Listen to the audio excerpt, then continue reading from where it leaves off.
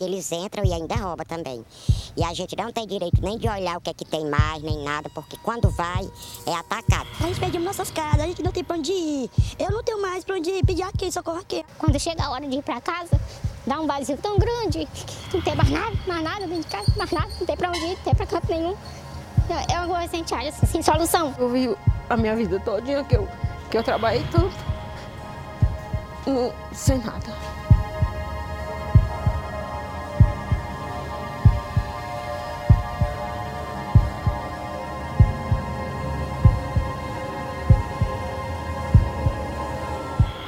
De repente, ficar sem rumo, sem chão. No momento, você tem sua casa, no outro, não tem mais. Simples assim, complexo assim. Os relatos de quem vem passando por essa situação se multiplicam no Ceará. Esta mulher se viu de proprietária a forasteira em poucas horas. Foi expulsa de casa por facções criminosas. Não pode voltar. Eu fiquei só com a culpa do corpo. Saí como se eu fosse a vagabunda. Deu um desespero tão grande. Moradia é um direito social fundamental. Está previsto no artigo 6º da Constituição Federal Brasileira. Mas o fenômeno das expulsões vem destroçando esses direitos. Essa situação vem se agravando significativamente desde o segundo semestre do ano passado.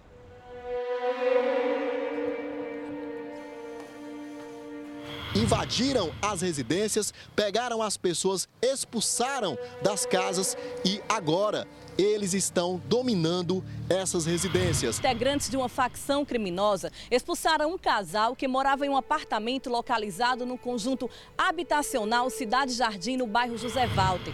Uma senhora de aproximadamente 60 anos de idade chegou na sua residência e já estava o aviso. A senhora está expulsa do seu apartamento. De acordo com a Defensoria Pública do Ceará, o foco principal da ação dos criminosos são as regiões de periferia e principalmente os conjuntos habitacionais entregues pelo governo às famílias de baixa renda. Os crimes são uma mudança na própria postura das tradicionais gangues frente às comunidades.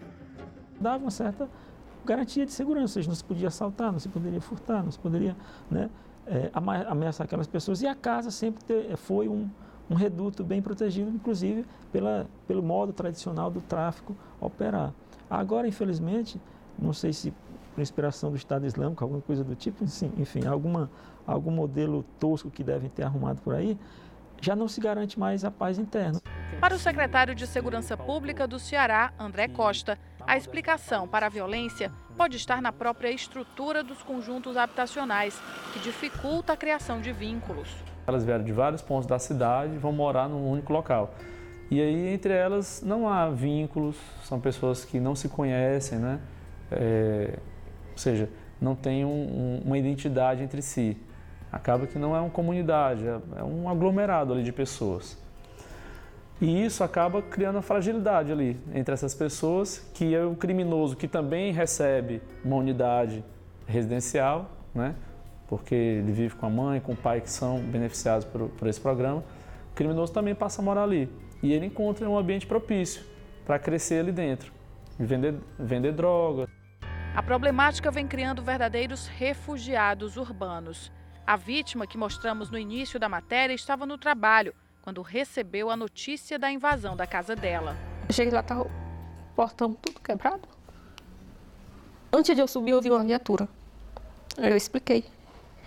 Aí eu disse o que aconteceu, aí ele disse, pois suba, que a gente segue. Só que eu fui, eles não foram. Aí quando eu cheguei lá, os vagabundos me cercaram. O que tu tá fazendo aqui? Tu não tem nada aqui não. Bateram no portão. Isso daqui é nosso.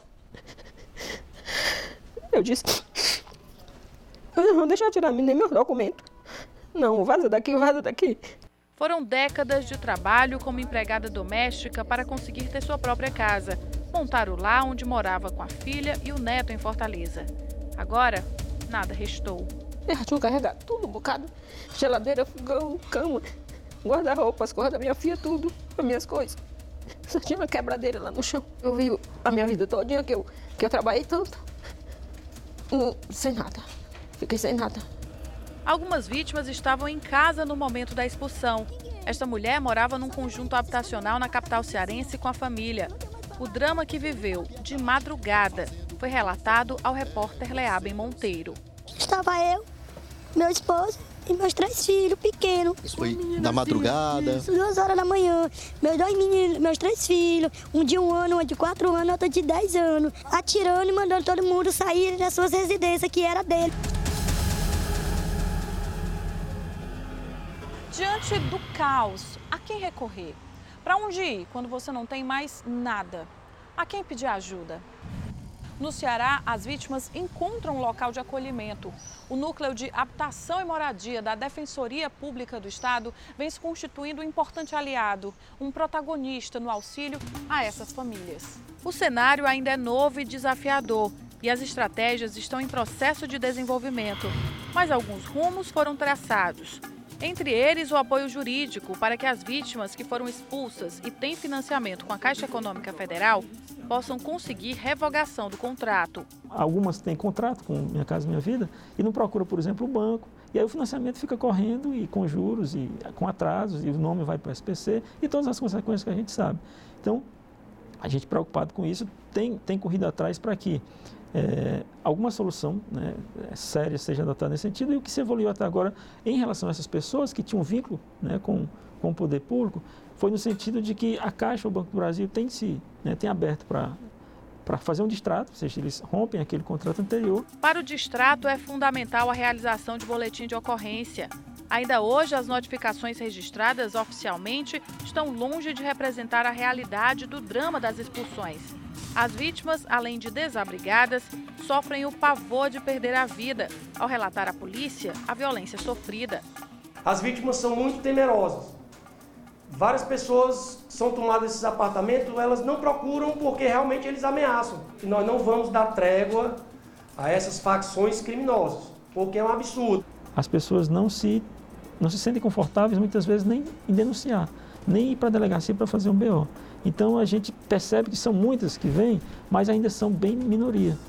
Diante de desafios tão novos e tão complexos, a Defensoria Pública vem trabalhando não apenas na esfera jurídica. A interlocução com diversos órgãos de governo se mostrou fundamental no enfrentamento ao problema. E os defensores estão na linha de frente da cobrança de ações definitivas que possam dar resposta a esse cenário. É preciso que a polícia entre, mas também entre a escola, também entre o posto de saúde, também entre as políticas sociais de retaguarda. É preciso que as instituições entrem, as instituições que trabalham a promoção e a garantia de direitos. Muitas famílias hoje batem a porta da Defensoria Pública. E é uma angústia muito grande que os defensores atendem. Porque essas pessoas, a elas já foram negados todos os direitos, né?